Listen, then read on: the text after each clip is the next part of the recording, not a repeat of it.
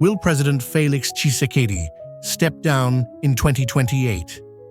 A potential turning point for the DRC. The Democratic Republic of Congo, often called the sleeping giant of Africa, is overflowing with valuable, untapped mineral wealth.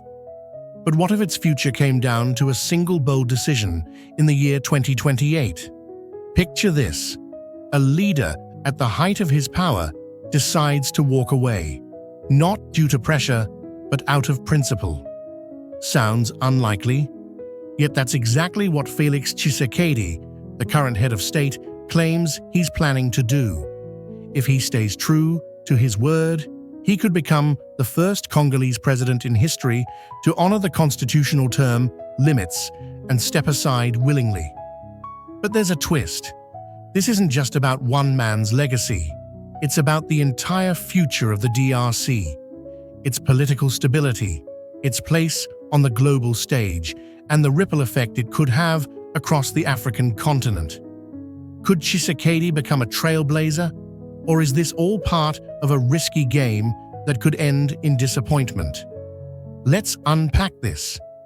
Reports suggest that Tshisekedi will not seek a third term when his current mandate ends in 2028. This alone would make history in a country where leaders often find ways to stay in office indefinitely. If true, it's a political earthquake. But what's behind this move? Sources close to the presidency and international media say this decision is deeply strategic. It comes at a time when the DRC is negotiating massive deals with the United States, deals involving its precious minerals and national security. There's talk of a potential security arrangement involving American private contractors, including controversial figures like Eric Prince, the founder of Blackwater. So why now? Why would Tshisekedi walk away when he could easily change the rules and extend his stay like many African leaders before him? The answer may lie in legacy and leverage. Analysts say Tshisekedi wants to be remembered not as another autocrat, but as the president who chose nation over personal power, a man who broke the cycle of endless rule. In doing so, he would stand apart from leaders like Yoweri Museveni in Uganda, Paul Kagame of Rwanda, or Paul Biya in Cameroon, who have stayed in power for decades. Congo's post-independence history is filled with strongmen. From Mobutu Sese Seko, who ruled with an iron grip for over 30 years, to Joseph Kabila, who postponed elections and extended his own term illegally. When Tshisekedi took office in 2019, many assumed he would follow the same script. But maybe, just maybe, he's choosing a different path. If Tshisekedi steps down, it would challenge a long-standing political culture. In a region where power is often seen as a lifetime appointment, a peaceful and voluntary exit would be revolutionary. But here's the danger. Stepping down alone won't guarantee his legacy.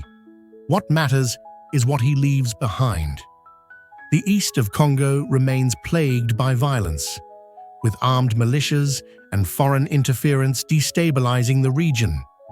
The US deal aims to change that by bringing in private forces to secure mineral-rich zones and stabilize the region. But it's a gamble. If the security situation doesn't improve, and if the country ends up trading Chinese influence for American control without real development, Tshisekedi could be blamed for selling out Congo's future.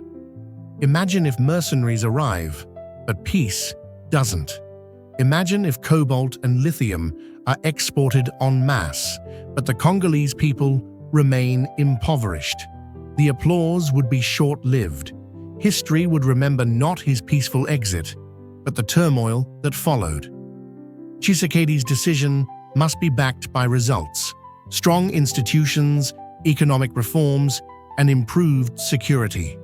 Otherwise, his gesture could be seen as naive or even dangerous. The global stakes are high.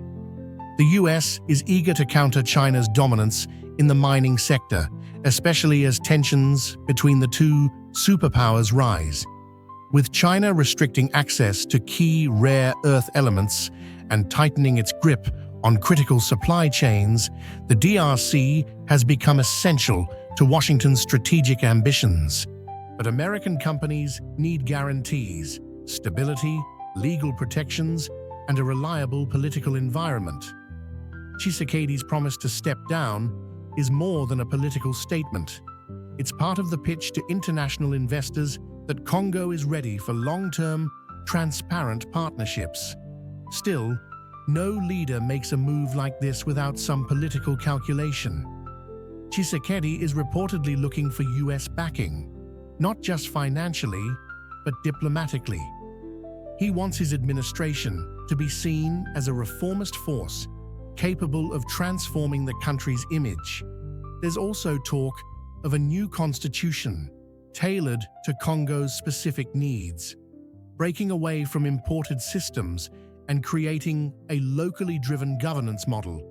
This could further solidify the idea that the DRC is entering a new era. But again, the risk is real. If the promises made to the Congolese people, peace, infrastructure, development, don't materialize, Tshisekedi's voluntary exit could be seen as an empty gesture. Worse, it might discourage future leaders from ever attempting the same. The fear is that if he steps down and the country collapses into crisis, people will say, "This is what democracy brings, chaos." And then the door will reopen for strong men to return. That's the burden Tshisekedi carries. He's not just making a choice for himself. He's setting a precedent for the entire continent. With over 60% of Africa's population under the age of 25, young people are watching. Most of them have never seen a peaceful handover of power. If Tshisekedi follows through, it could be the spark that inspires movements in Chad, Uganda, Cameroon, and beyond. But for that to happen, the story must end well. The security deal must hold. The people must see the benefits. The DRC must emerge stronger. If it does, Tshisekedi won't just be a former president. He'll be a symbol of a new kind of leadership. One that says strength isn't about how long you stay in power, but how wisely you use it. What do you think? Could this be a turning point for Congo and the continent? Let us know in the comments, and don't forget to like, share, and subscribe for more stories on global politics and leadership. See you next time. Let me know if you'd like a voiceover script, background music suggestions, or visuals to go with this for a full YouTube production.